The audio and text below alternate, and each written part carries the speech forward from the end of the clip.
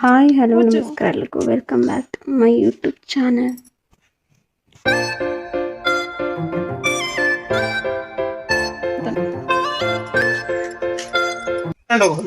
ತಿಂಡಿತೀನಿ ನೀವು ಹೋಗುವ ಕೊಂಡ್ಮಟ್ಟೆ ರಸಿ ತಕ್ಕ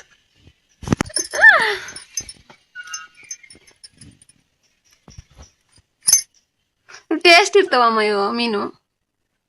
ಚೆನ್ನಾಗಿತ್ತು ಇದು ಮಂಡೇನೆ. ಹಾ ಏರಿ ಮೀನು ತನಕಾಗಲ್ಲ. ಯಾರು ಅಣ್ಣೇನ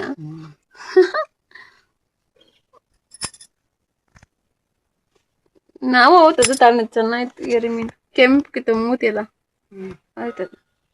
ಇಲ್ಲಿ ಮನೇಲಿ ತಂದಿದ್ದ. ಹಾ ಅವತ್ತ ನಮ್ಮೊಳಗೆ ಬಂದು ತಗೊಂಡಿದ್ರು ಅದೇ ಮೀನು ಅನ್ಕೊಂಡಿ. ಕೆಂಪು ಇತ್ತು ಮೂತಿ ಎಲ್ಲ. ಖಾರ ಜಾಸ್ತಿ ಅಂತ ತಿನ್ಲಿಲ್ಲ ಅಂತ. ಹಾ ತಿಂದಿರಲ್ಲ ಮೀನು ಅಂತ ತಿಂದಷ್ಟು. ಮೈಗೆಲ್ಲ ಹಾರಿ ಹೋಗಿ ಗೌಡ್ ವಾಸನೆ ಆಗ್ತಿದ್ದೆ ಮೈಯೆಲ್ಲ. ಯಾಕೆ ಸೋಸ್ ಮೀನಿಗೆ ನಾನು ಇವೇ ಈಗನಾ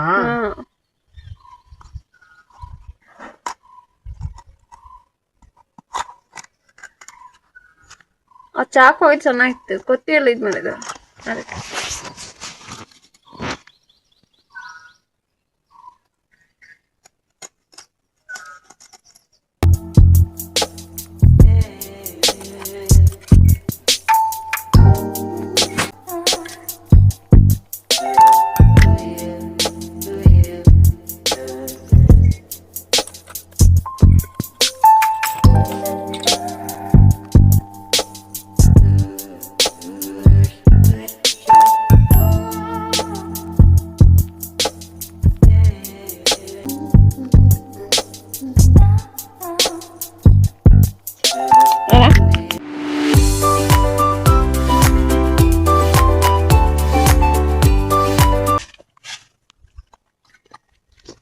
ಇದನ್ನ ಹತ್ರ ಬರ್ತಾ ತಿನ್ನೋದನ್ನ ಫಸ್ಟು.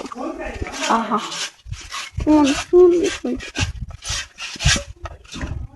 ಸಾಕು ನೆಕ್ಕಿತ್ ಕೊಡು ಕೊರಿ. ನೆಕ್ಕಿ ಸಾಕು ಬೇ, ನೆಕ್ಕಿ ಸಾಕಪ್ಪ, ನೆಕ್ಕಿ ಸಾಕು.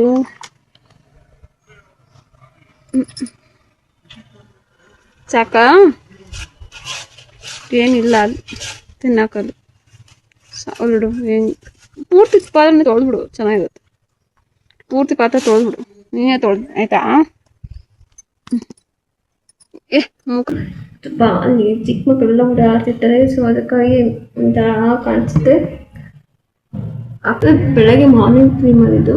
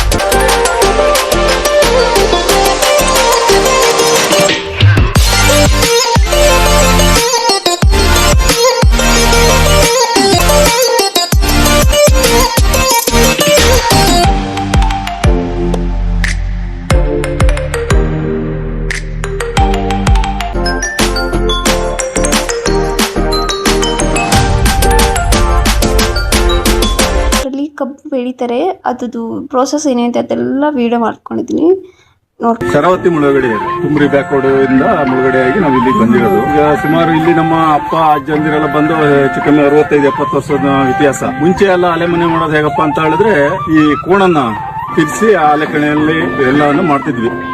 ಇವಾಗ ಮುಂದುವರಿದ ಕಾಲದಲ್ಲಿ ಇವಾಗ ತಂತ್ರಜ್ಞಾನವನ್ನು ಬೆಳೆಸಿಕೊಂಡು ಈ ಮೋಟರ್ಗಳಲ್ಲಿ ಹಾಲಿಂಡುವಂತ ಕಾರ್ಯಕ್ರಮವನ್ನು ಮಾಡ್ತಾ ಇದ್ದೀವಿ.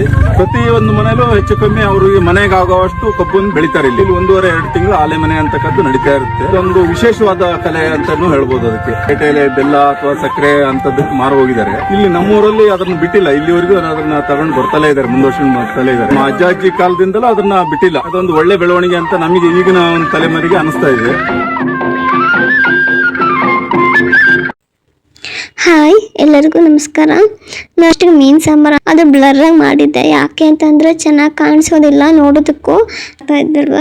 ಹಾಗೆ ಮಾತಾಡ್ತಾ ನಾನು ವೀಡಿಯೋ ಮಾಡ್ತಾ ಇದ್ದೆ ಅಷ್ಟೇ.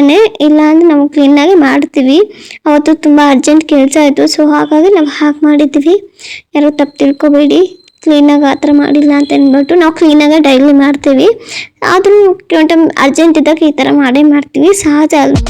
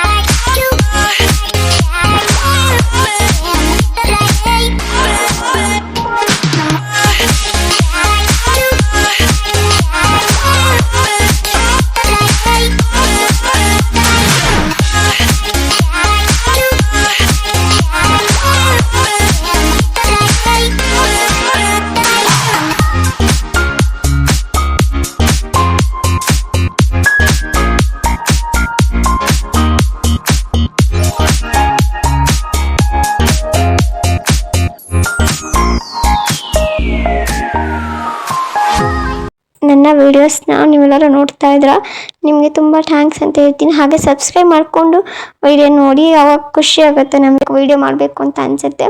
ಸೊ ಸಬ್ಸ್ಕ್ರೈಬ್ ಮಾಡ್ಕೊಂಡು ವೀಡಿಯೋ ನೋಡಿ, ಓಕೆನಾ? Thank you all, bye bye.